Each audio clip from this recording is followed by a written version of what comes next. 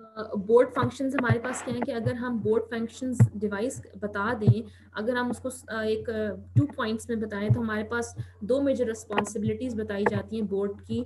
क्या है वो?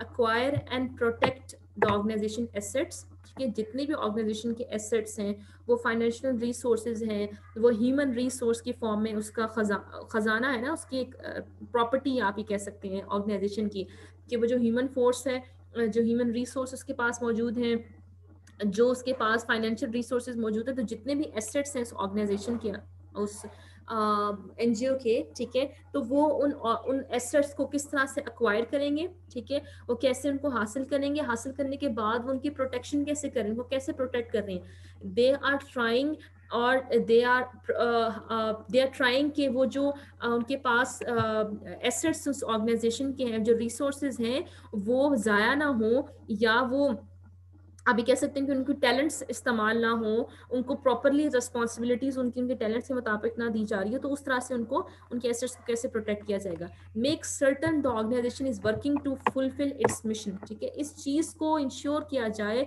100% यकीनी बनाया जाए कि जो ऑर्गेनाइजेशन का जो मिशन बनाया गया है, तो क्या वो ऑर्गेनाइजेशन अपने मिशन को हासिल करने के लिए प्रॉपरली फंक्शनिंग कर रही है या नहीं कर रही। तो ये 2 मेजर रिस्पॉन्सिबिलिटीज हैं जो कि बोर्ड की बताई जा रही हैं। ठीक है, अब उन रिस्पॉन्सिबिलिटीज के अंदर उन्होंने डिफरेंट उसके फंक्शंस को डिवाइस कर दिया। जैसे नंबर 1 उन्होंने बताया प्लानिंग के हिसाब से। अब प्लानिंग क्लियरली बता रहा है, ठीक है, कि उसके मिशन कैसे होगा, उसका पर्पस क्या होगा, ठीक है, और जो बोर्ड के मेंबर्स होंगे, वो बोर्ड के मेंबर्स कैसे शॉर्ट रेंज और लॉन्ग रेंज प्लान्स को अप्रूव करेंगे। ठीक है, शॉर्ट रेंज ये सकते हैं कि फॉर एग्जांपल 6 महीने के लिए कोई प्रोजेक्ट स्टार्ट करेंगे, प्लान बनाया है, कोई 5 साल का प्लान बनाया उन्होंने, तो how that board is going to plan और अप्रूव दैट शॉर्ट रेंज और long range plans of the organization. It monitor the effectiveness of the organization's programs to see if they have met the goals. अब planning का जो function है वो क्या है कि बोर्ड का जो प्लानिंग का फंक्शन है, कि बोर्ड क्या कर रही है, उसका फंक्शन प्लानिंग का है। अब प्लानिंग का फंक्शन क्या है कि वो ये देख रही है कि क्या जो ऑर्गेनाइजेशन के प्रोग्राम बनाए हैं, जैसे ऊपर आपको बताया, वो उस ऑर्गेनाइजेशन प्लान के जो ऑब्जेक्टिव्स और गोल्स के मुताबिक हैं या नहीं। ठीक है, कि आइदर जो प्लानिंग की गई है कि हमने जो लैंड डेलिक्वेंट्स की रिहेबिलिटेशन करनी है, ये प्लान बनाया है, प्रोग्राम बनाया है, तो क्या ये प्रोग्राम जब हम बना रहे हैं तो वो उसके ऑब्जेक्टिव्स एंड गोल्स प्रॉपरली बनाए गए हैं या नहीं बनाए गए, और जो प्रोग्राम्स बनाए जा रहे हैं वो उस प्लान के मुताबिक हैं या नहीं है। पर्सनल क्या है?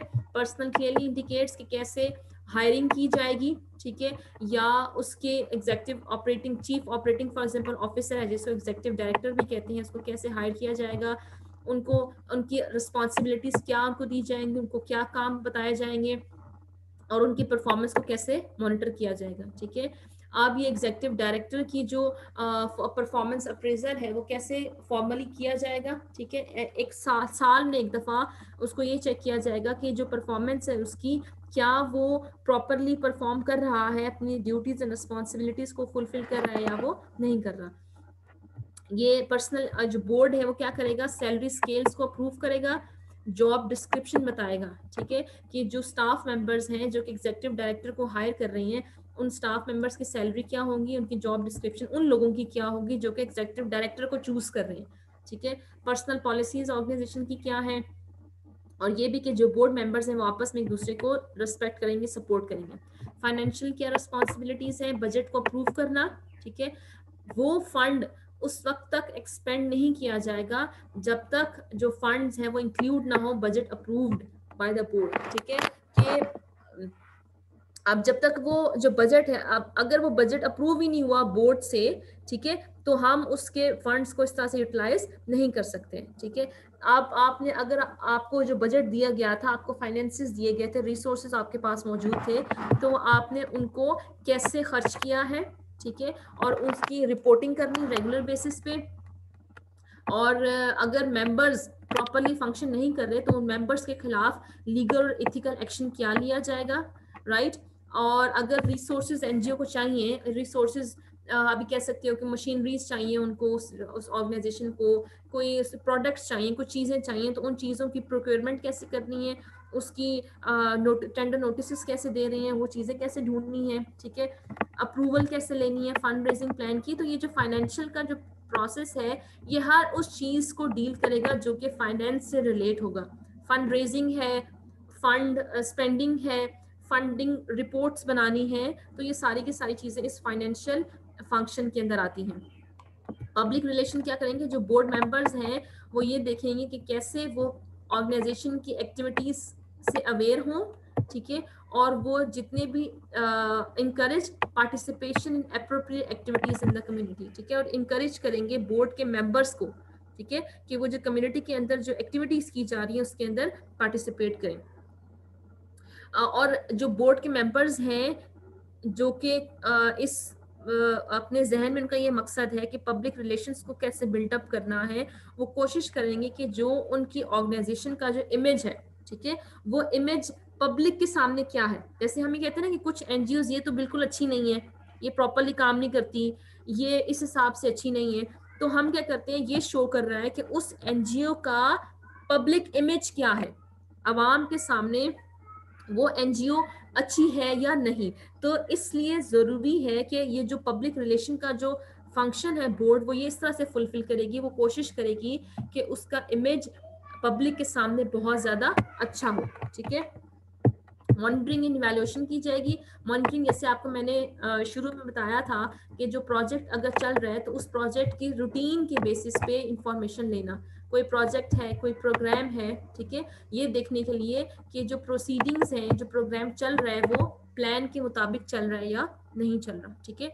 और मॉनिटरिंग क्या होती है, मॉनिटरिंग होती है प्रॉब्लम्स को आइडेंटिफाई करने के लिए। जैसे हम उस उसके दरमियान में आप कहते हो ना, जैसे हम ये कहते हैं, मेरे जहन में अचानक कुकिंग से रिलेटेड एग्जांपल आ गई कि हम जैसे अगर आप जूस बनाते हैं कोई, ठीक है, अब आप जूस को टेस्ट करके देखते हैं कि ये तो बिल्कुल मीठा है या ये बहुत ज़्यादा फीका हो गया है, तो आप क्या कर रहे थे, उस बनाने के दरमियान में आप उसको फाइंड आउट कर रहे होते हैं उसकी प्रॉब्लम को।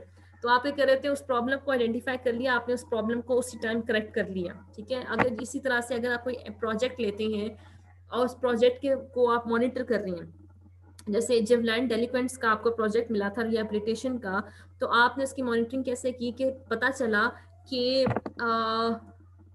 आपके पास फॉर एग्जांपल रिसोर्सेज नहीं है, या रिहेबिलिटेशन का आप काम कर रहे थे, लेकिन आहिस्ता आहिस्ता क्या हुआ, मसला ये आ गया कि अब जो फॉर एग्जांपल या जो उस जेल का जो हेड था, या जो उस कोई आप ये कह सकते हैं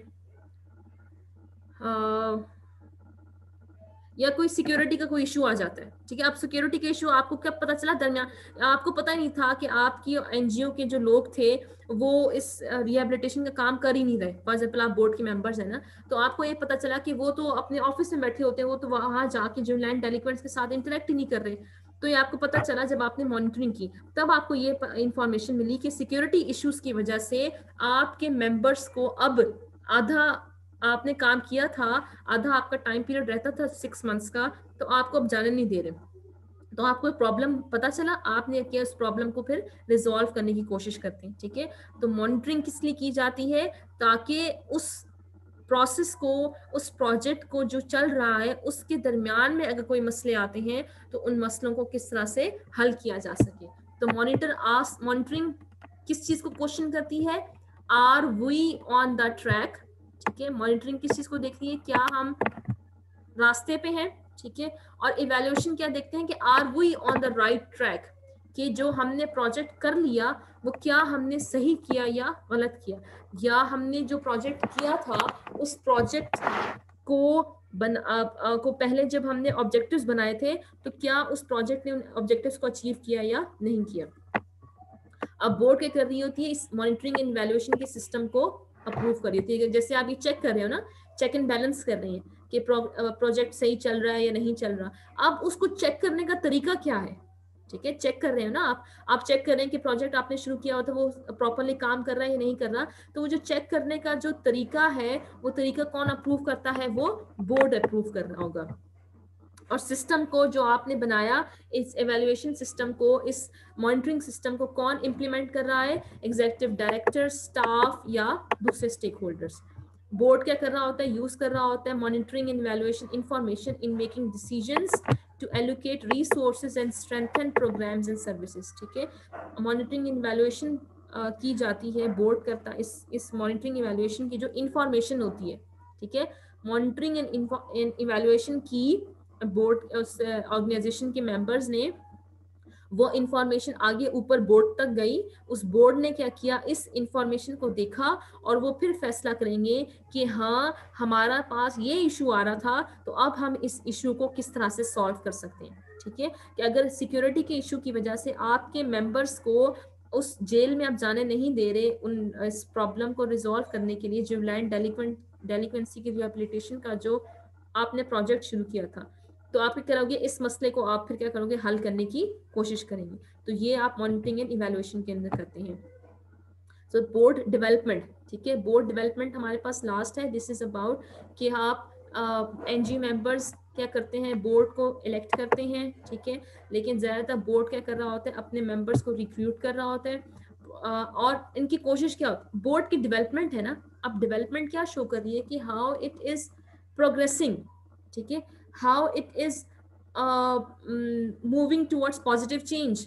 ठीक है, तो पॉजिटिव चेंज या प्रोग्रेस लेके आनी, तो वो प्रोग्रेस कैसे आ सकती है किसी बोर्ड के अंदर, अगर उनके बोर्ड के मेंबर्स को फॉर एग्जांपल अपडेटेड इंफॉर्मेशन दी जाए, अपडेटेड टेक्नोलॉजी के बारे में उनको ट्रेनिंग्स दी जाए, उनको नई एक्सपर्टीज सिखाई जाए, उनको बताई जाए, उनको इनकरेज किया जाए कि अपनी टैलेंट्स को अच्छे तरीके से इस्तेमाल करें। ठीक है, तो ये क्या कर रहे हैं कि finding committed, talented and willing people is a challenge that each board must face। ठीक है, या हर बोर्ड को ये मसला फेस करना पड़ता है कि वो एक कमिटेड, ठीक है, अपने काम से सही जुड़े हुए हों, टैलेंटेड हों और ख्वाहिश रखते हों कि हम तब्दील ला सकें या हम किसी अच्छे मकसद के लिए काम करें। उन लोगों को ढूंढना बहुत ज़्यादा फिर मुश्किल होता है। इसलिए बोर्ड की अगर आप डेवलपमेंट की बात करते हैं कि अगर आपका बोर्ड डेवलप करे, अगर तरक्की करे आपका बोर्ड, अगर आपके बोर्ड पॉजिटिवली कंट्रीब्यूट करे, उसके अंदर बहुत अच्छी बेहतरी तब्दीलियां आए, तो क्या ज़रूरी है कि उसके मेंबर्स के पास एक्सपर्टीज हो।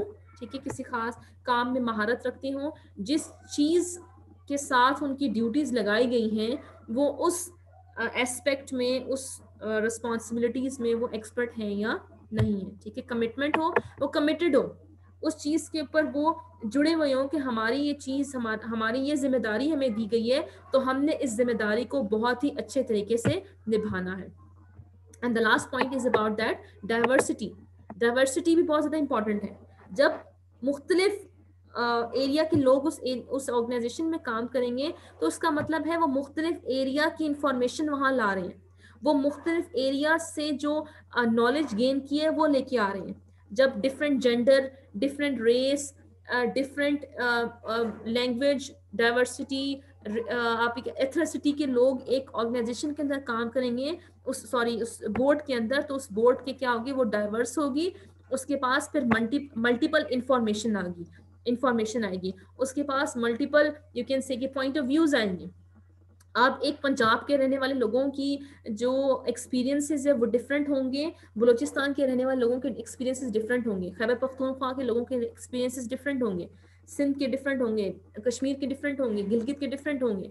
हर एक एरिया के लोगों के एक्सपीरियंसेस डिफरेंट होते हैं, उनकी नॉलेज डिफरेंट होती है। तो इसलिए डाइवर्स लोगों की इन्वॉल्वमेंट किसी भी बोर्ड के लिए बहुत ज़्यादा ज़रूरी होती है उस बोर्ड की डेवलपमेंट के लिए। ठीक है, गवर्नेंस के इस मेन पॉइंट पे आए तो आप इसको रिलेट कर सकते हैं इसके साथ कि कैसे जो हमने इन तीनों चीजें देखी, हमने बोर्ड स्ट्रक्चर देखा, बोर्ड क्या है, बोर्ड का स्ट्रक्चर क्या है, गवर्निंग डॉक्यूमेंट क्या है और बोर्ड के फंक्शंस क्या हैं। तो अगर हम उसके साथ लिंक करें अपनी डेफिनेशंस के साथ, तो क्या है, व्हाट इज दैट गवर्नेंस, कि हमें पता चलता है हमारा ओवरऑल विजन क्या है, डायरेक्शन क्या है, पर्पस क्या है, and oversight to an organization through a structure.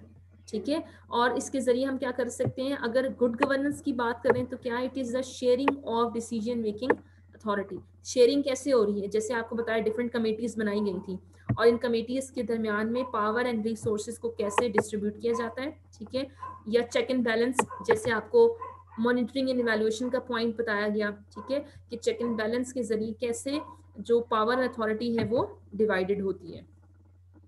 और ये कि बोर्ड के विजन को कैसे इम्प्लीमेंट किया जाएगा, ठीक है, फाइनेंसिस को कैसे देखना है, हायरिंग कैसे करनी है, इवैल्यूएशन कैसे करनी है, किस मकसद के लिए, कि objectives of the organization are set, means of attaining those objectives and monitoring performance are determined। तो ये जो चीजें हैं ये किसके अंदर आती हैं, हमारी इस गवर्नेंस के अंदर आती हैं, कि जिसके अंदर हम ओवरऑल डिवाइस कर रहे होते हैं कि हमारा विजन क्या है, हमारा तरीका क्या होगा, हमारा मकसद क्या है, हमारा ये सब कुछ हमने किस तरह से अचीव करना है, एक स्ट्रक्चर के जरिए अचीव करना है। और उस स्ट्रक्चर के अंदर हमारे पास क्या है, हमारे पास बोर्ड है, हमारे पास गवर्निंग डॉक्यूमेंट्स हैं, और हमारे पास